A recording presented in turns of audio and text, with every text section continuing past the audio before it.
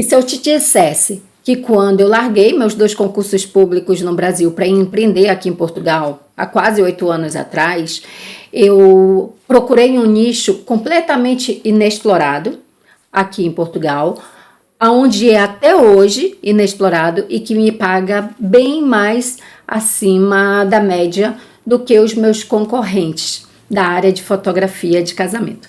Fica comigo que eu vou te explicar como é que eu transformei o meu negócio numa vaca roxa. Eu aqui montei um roteiro justamente para eu não me perder durante o vídeo, para ele ser o mais compacto possível, sem enrolação, né? Sempre, como eu falo, respeitando o seu tempo e o meu tempo. Então, a minha história com a fotografia, como é que foi? Eu já contei em alguns vídeos do canal, mas não tão profundo assim. Quando o meu esposo terminou a banda, o irmão voltou para o Peru e aí a banda acabou, porque a banda era só eles 3. Tem um vídeo no canal que eu falo como é que eu fiz a banda faturar em poucos meses e tocar nas melhores casas noturnas, né, da cidade de Manaus. Só que assim, depois de alguns anos a banda acabou e foi quando meu esposo entrou na área da fotografia. Então atuávamos já no Brasil com a fotografia de casamento, mas quando a gente decidiu vir para cá, para Portugal, eu ficava me questionando, eu não quero atuar como fotógrafa de casamento em Portugal. E aí eu me fazia a seguinte pergunta: por que um português contrataria um fotógrafo do Brasil para fotografar um casamento? Era a pergunta que eu sempre me fazia, porque tem essa questão. O casamento ele é muito tradicional. Tem muitos fotógrafos que vêm e falam, ah, não, mas é a mesma língua, é o mesmo idioma. E não é. Além da questão do idioma em si, principalmente a questão da tradição do casamento. E que hoje, atuando aqui em Portugal, eu percebo o quanto é diferente. E eu já me fazia essa pergunta lá no Brasil. Como é que eu vou atuar no mercado português, já chegar e já começar a oferecer meu serviço, sendo que eu não conheço nada da tradição dos casamentos portugueses? Claro que nesses anos que a gente está aqui, a gente já fotografou vários casamentos portugueses, já conhecemos a cultura local, mas o nosso foco da fotografia de casamento não é o nicho de casamentos tradicionais daqui de Portugal, justamente porque eu queria criar uma vaca roxa. Quem não conhece o termo vaca roxa, esse livro aqui em Portugal é A Vaca Púrpura, mas quem procurar esse livro do Seth Godin no Brasil, ele tem escrito A Vaca Roxa, e ele fala o seguinte, que quando a gente quer criar um negócio aonde ele se destaque dos demais, principalmente um mercado que é saturado com a fotografia de casamento, são muitos fotógrafos de casamento que se oferecem de diversos valores. E aí, às vezes, dependendo do contexto, você é comparado pelo preço que você cobre. E eu queria vir para Portugal saindo dessa questão da comparação, e foi por isso que eu criei a Vaca Roxa. Na época eu nem conhecia esse termo, mas lendo esse livro hoje eu percebo que eu atuo numa vaca roxa e vocês vão entender por quê. E assim, assiste o vídeo até o final, porque assim, eu tô contando a minha história, o meu negócio aqui em Portugal, que é uma vaca roxa, mas a intenção, inclusive se você tiver caneta e papel, se tiver só ouvindo, não tem problema que você já vai entender. Mas se depois quiser repetir o vídeo e com uma caneta e papel, eu vou fazer algumas perguntas ao final do vídeo, aonde você vai conseguir aplicar na sua área de atuação. A intenção aqui do vídeo é como você pode sair, né, uma área saturada e se destacar sendo uma vaca roxa no seu negócio. Então, foi justamente assim. Em Manaus, eu atuava com a fotografia de casamento, mas aqui em Portugal eu não queria atuar com a fotografia de casamento. E o que é a minha vaca roxa? É o que está aqui no roteiro. Aqui em Portugal, a gente trabalha com um conceito de casamento chamado elopement wedding, que é casamento a dois. Nos Estados Unidos, né, traduzindo do inglês para o português, é fugir para casar. Esse conceito surgiu em Las Vegas, nos anos 30, já faz muito tempo, por isso que tinha aquelas capelas de Las Vegas. Porque o que aconteceu? Com a quebra da Bolsa de 29, o país estava literalmente quebrado. E eles tinham, né, que movimentar a economia e também a questão turística. Então foi quando, em Nevada, criaram o conceito de casamento a dois, facilitar o processo de casamento e também fazer com que turistas que quisessem casar lá, já que era mais fácil se casasse nesse formato. Por isso que até hoje tem as capelas e tem os, como é que fala? O Elvis Presley naquelas capelas. Então, é muito conhecido nos Estados Unidos. Então, o Elopement Wedding, ele surgiu nos Estados Unidos e por conta de uma crise na área, né, turística e área de casamentos. E aí, o que aconteceu? Antes, uma coisa que era exclusiva de lá foi ganhando o mundo. Cada vez mais adeptos queriam casar de forma mais rápida, só o casal. Então, assim, os americanos têm muito esse costume de, bora fazer um elopement, bora fazer um elope e bora fugir para casar. Então, o que acontece? Antigamente tinha muito essa coisa, o termo fugir para casar, ele era muito mal visto porque era pessoas que estavam fugindo da família ou que o casamento não era bem visto.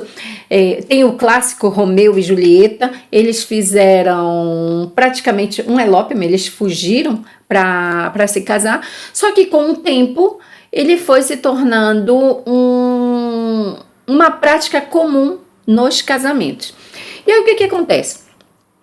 A gente conheceu esse elopement ainda no Brasil. Um casal nos procurou e que queria, claro, eles não sabiam o termo elopement e nem a gente conhecia o termo elopement. Eles só falaram bem assim: olha, Helena, vamos nos casar daqui a 20 dias e a gente não quer fazer um casamento grande. A gente vai casar, ou era no dia seguinte, a gente quer contratar vocês e a gente quer casar só nós dois, e vocês fazendo registro, a gente passeando. Eles não eram da cidade de Manaus, eles foram a turismo para a cidade de Manaus e falaram: não, a gente quer aproveitar esse dia e daqui a 15, 20 dias vai ser o nosso casamento civil com um almoço com um pequeno grupo.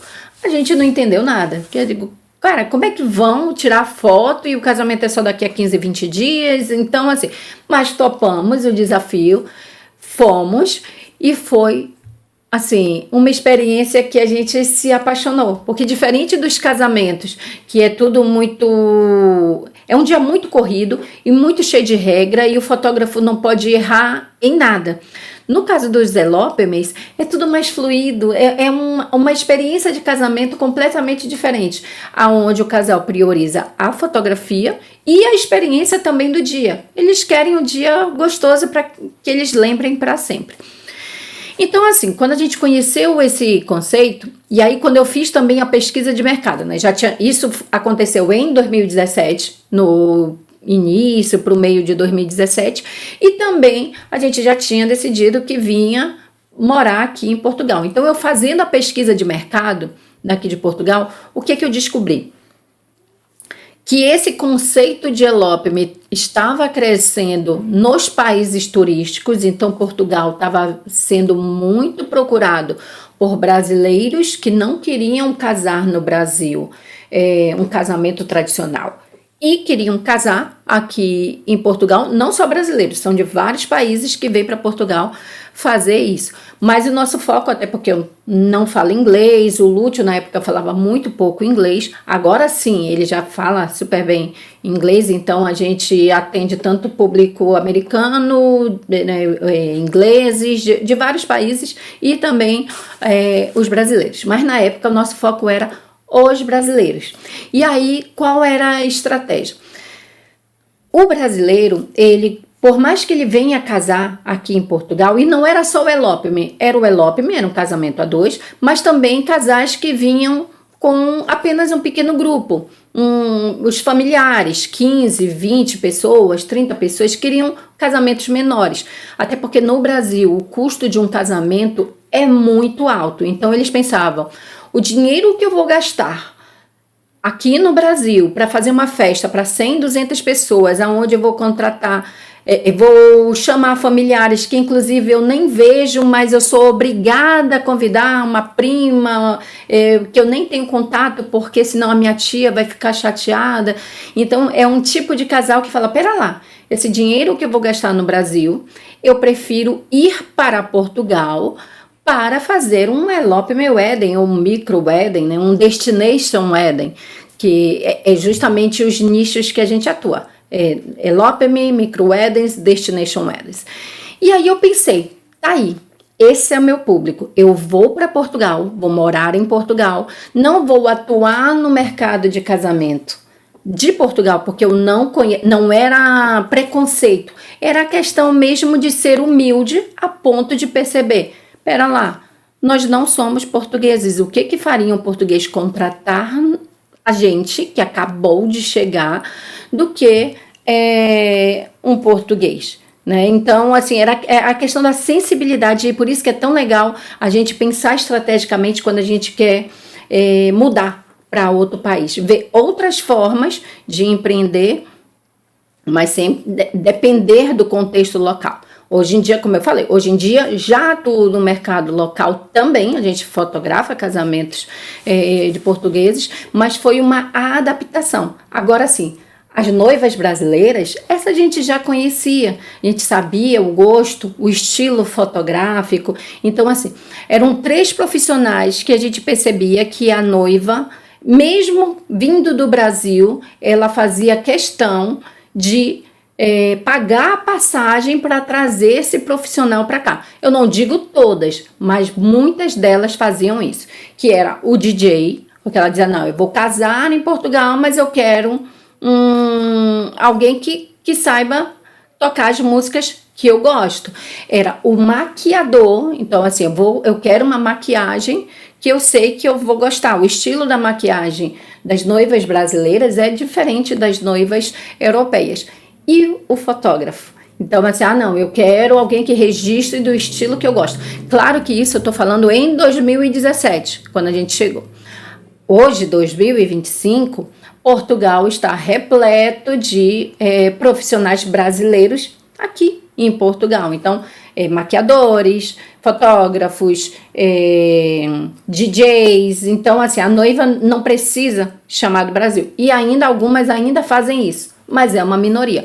Mas para a época, eu fiquei assim, cara, encontrei minha vaca roxa. Mesmo não conhecendo o termo na época, eu digo, esse é o nosso nicho, é aqui que a gente vai focar, vai trabalhar.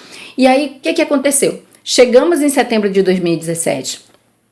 Como eu já falei nos vídeos, nos primeiros vídeos do canal, eu fui trabalhar nas limpezas, porque a gente já tinha estrategicamente qual era o público que ia trabalhar. A gente sabia que não ia cair assim do céu os clientes, que a gente ia precisar ter fotografia de casais que fizeram esse tipo de casamento conosco para poder colocar no site e aí sim atrair clientes que soubessem o que exatamente a gente faz. Então, assim, o ano de 2018 tivemos alguns eventos, por isso que eu fiquei trabalhando na área das limpezas, porque tinha que entrar euros, enquanto o nosso negócio não crescia.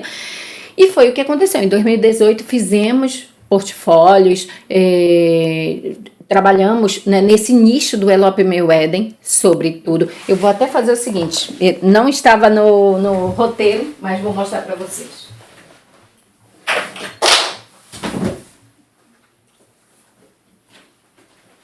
Como eu falei, o vídeo não é editado, não estava no roteiro mostrar. Esse foi o nosso primeiro elopement aqui em Portugal. Primeiro casal.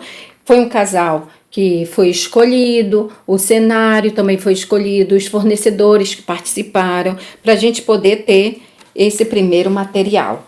E assim, a questão é que a gente não fazia, não é um editorial, a gente realmente dava de presente essa experiência de casamento para alguns casais e, em troca, eles liberavam o material para a gente postar no nosso site. Então, o noivo fazendo a barba. É uma experiência de casamento onde nos Estados Unidos isso é muito, mas muito comum. E aqui não era tanto. E aí, por que eu digo que é um nicho? Na capa, né, do vídeo até coloca que a gente ganha em média 5 mil euros por mês. E isso é verdade. E isso fazendo pouquíssimos eventos por dia. Porque o que acontece? Esse negócio Vaca Roxa, por que eu gosto tanto de trabalhar com os elópimos? Que diferente da fotografia de casamento tradicional, é um mercado, né, uma área muito saturada, onde tem fotógrafos que cobram 500, 600 euros, outros 1.000, 2.000 euros, é muito amplo. E aí, dependendo da noiva, se você cobrar X valor, ela vai achar muito caro e vai procurar outro fotógrafo. Então, eu não queria isso. E aí, o que a gente faz exatamente com o Elope Meu Wedding? Eu atuo como fotógrafos guias de elopime, que é muito comum nos Estados Unidos. O que quer dizer isso? É um fotógrafo que atua como um planejador e registra o dia de um casamento elopime. A gente cuida tanto da questão da experiência como um todo, porque o que acontece? Em um casamento grande, em um casamento tradicional, nós somos os primeiros a recomendar para a noiva que ela contrate uma organizadora de casamento ou um wedding planner. Aqui em Portugal agora é que está crescendo essa coisa da noiva ter alguém para organizar o casamento. Inclusive aqui as noivas fazem muito elas mesmas, organizam todo o casamento. No Brasil isso não é comum. Até festa infantil tem um organizador. E aí, o que acontece? A gente percebeu, e estudando o mercado americano e tudo mais, trazendo para o nosso contexto aqui da Europa, quando um casamento é muito íntimo, não fazia sentido ela contratar alguém e acabar tendo mais fornecedores do que o próprio casal, que é o que acontecia com os elópimes. Então, às vezes, vinha só o casal, né, casar aqui em Portugal, casar tanto no formato simbólico, tem casais que casam no Brasil, no civil, e aí eles querem depois fazer lua de mel na Europa. Então, assim, não, aqui a gente só casa no civil, faz um almoço entre a família, mas embora para Portugal para fazer algo legal, bonito, só nós dois. E aí a gente percebia que quando atuava só eu e o Lúcio, eu ajudando, né, organizando isso com a noiva e ele na fotografia, e eu confesso que até assim, ele é porque ele é fotógrafo, mas se no caso eu fosse a fotógrafa, eu conseguiria sozinha tanto fazer o planejamento quanto a fotografia, porque é uma experiência onde não é aquela questão rígida do horário, tem que fazer isso agora. Não, é tudo mais fluido. É um dia de experiência, não é um dia de fotografia posado vestido de noivos. Não, é uma experiência onde começa com a preparação da noiva, do noivo, o primeiro encontro, a cerimônia, que pode ser com celebrante ou a troca de votos. Aí depois um brinde, se eles quiserem fazer algo maior, um jantar, se eles quiserem chamar alguns poucos convidados, é possível. Então, o que acontece? A noiva entra em contato comigo, ela diz, olha, Helena, eu tenho X valor, eu tenho, sei lá, 8 mil euros ou 5 mil euros e eu tô indo para Portugal com 5 familiares. E eu tenho um estilo romântico, eu tenho um estilo clássico. O que tu consegue dentro desse orçamento? Então, eu tiro a minha parte do planejamento e da fotografia, que custa a partir de 1.500 euros, e a gente vai acrescentando os outros fornecedores. Então, dependendo, se esse casal tiver orçamento apenas para planejamento e fotografia, com 1.500 euros, 2.000 euros, eles conseguem ter uma experiência de casamento.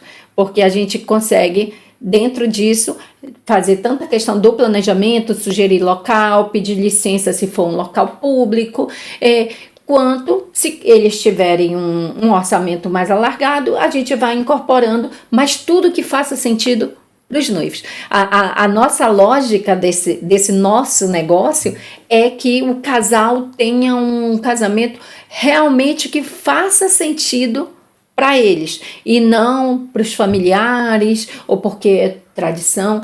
E fazemos muito também, eu falo dos casamentos simbólicos, mas ficou muito em alta casamentos religiosos. A gente tem, já para esse ano e até para ano que vem, inúmeros casais que organizam tudo do Brasil para casar no Santuário de Fátima. Porque tem muitas noivas que são devotas de Fátima que nem fazem ideia que podem casar aqui em Portugal, e a gente ajuda também em todo o processo. Alguns vêm só eles dois, e quando, no caso do religioso, tem que ter testemunha, então eu e o Lute assinamos, né, viramos padrinhos de alguns noivos, e quando eles trazem alguns convidados, a gente ajuda também em todo o processo. Então esse é o nosso negócio Vaca Roxa aqui em Portugal, e que foi um negócio que a gente pensou estrategicamente desde quando ainda estava no Brasil. E por que eu gosto desse negócio? É que assim, eu com poucos eventos por ano, eu consigo ter uma vida, né, razoável aqui de qualidade. Esses 5.000 euros não quer dizer que todos os meses a gente ganha 5.000 euros. Então, assim, tem meses que 7.000, tem meses que é 2.000, tem meses que é 5, tem meses, eu faço o cálculo anual. No ano, 60.000 euros, e assim, com isso, ainda é um dinheiro. A gente começou como empreendedor individual, aí agora que a gente está abrindo a empresa, porque aí tem a questão do benefício, do IVA, aquela coisa toda. Mas é o que a gente, para muita gente isso é pouco, para muita gente isso é muito, como empreendedor, mas eu enxergo como, para ter qualidade de vida aqui em Portugal, algo muito bom. Inclusive eu fiz um vídeo, saiu na semana passada. Eu recomendo que vocês vejam todos os vídeos. Esse daqui está sendo o 11º vídeo do canal. Eu fiz um de por que eu não viria para Portugal para ganhar só um salário mínimo. Então, assim, eu considero que a gente consegue ter uma qualidade de vida, mas principalmente eu vejo esse negócio como algo que eu consigo ter tempo para pensar em outros negócios Vaca Roxa. E é isso que eu quero inspirar aqui também no canal, principalmente brasileiros que querem vir para Portugal, não só Portugal, mas qualquer parte, né, que querem sair do Brasil para empreender. Pensem fora da caixa. Não pensem em ser apenas mais um para concorrer com o mercado local. E aí é isso que eu queria trazer aqui, a minha experiência e como é que você pode aplicar isso no seu negócio. Agora aqui, né, como eu falei, né, o turismo de casamento, eu até nem considero um nicho. O nicho que eu atuo é o nicho de fotografia de casamento, mas eu considero o Elope, Microweddings e Destination Wedding um subnicho, que é um subnicho do turismo de casamento. Que outra coisa que eu gosto também bastante, e a gente consegue cobrar um valor legal, mesmo os nossos noivos sendo brasileiros e o real estando desvalorizado, a gente atua com um público que é um público que viaja para a Europa. Então, assim, que eles têm um poder aquisitivo que... O que faz um casal nos pagar 1.500 euros por uma experiência de casamento? É a questão do que, se eles fossem, mesmo convertendo isso em reais, eles não teriam essa experiência no Brasil. A esse preço é muito caro casar no Brasil. Então, por isso que quando eu vim para Portugal, eu até falava, não vou trabalhar com público local. Porque, além de eu não conhecer a cultura, a tradição dos casamentos portugueses, também era a questão financeira. Eu sabia que em Portugal, dificilmente me pagariam mais de 1.000 euros para fotografar um casamento. E que, diferente dos elopements, que a gente fica com o casal em torno de 4, 8 horas, dependendo do casamento, nos casamentos locais a gente sabe que dura 12, 14, 16 horas os casamentos e que algumas vezes tem fotógrafos que cobram menos de 1.000 euros. Então, assim, e aqui eu não estou condenando quem cobre menos de 1.000 euros, não. É um mercado local. O salário mínimo, muitos portugueses ganham só um pouco mais do que o salário mínimo, ou até um salário mínimo. É um país onde tudo que se cobra tem um valor mais abaixo do que se a gente for atender o turista. Então, assim, não, então meu foco vai ser o turista. Foi pensado no negócio. Eu sempre pensei, não, eu quero atender um público que pode me pagar e que com isso eu consiga dar toda a experiência, me dedicar, ter menos clientes, que eu consiga me dar ao máximo para esse cliente e que me sobre tempo para pensar estrategicamente em outros negócios. Porque quem já assistiu os primeiros vídeos sabe, eu larguei 2 concursos públicos. Eu não tenho aposentadoria. Assim, claro, eu contribuir, eu vou ter que ver como é que vai ser essa questão da aposentadoria, mas eu vou ter que criar a minha aposentadoria. Eu não estou mais em sala de aula, eu não dependo mais da aposentadoria da Previdência. Então, assim, eu tenho que pensar estrategicamente negócios e negócios variados para viver com qualidade e também pensar no meu futuro, porque um dia eu vou querer me aposentar. Então, tudo isso foi pensado estrategicamente. E eu enxerguei Portugal como um grande potencial de turismo de casamento. E isso é em 2017. E estamos em 2025 e Portugal continua sendo um grande potencial de turismo de casamento. Vem noivos de diversos países para casar aqui em Portugal por diversos fatores. Clima, culinária, beleza, custo-benefício. É muito mais em conta casar aqui do que casar nos Estados Unidos ou casar na Itália. Então, N fatores, e eu consegui enxergar isso mesmo não estando aqui em Portugal. E aí eu quero, aquela parte que eu falei, que eu quero que você pegue caneta e papel. Eu vou fazer algumas perguntas. Se você não tiver caneta e papel, pode ouvir, mas depois reassiste o vídeo e coloca.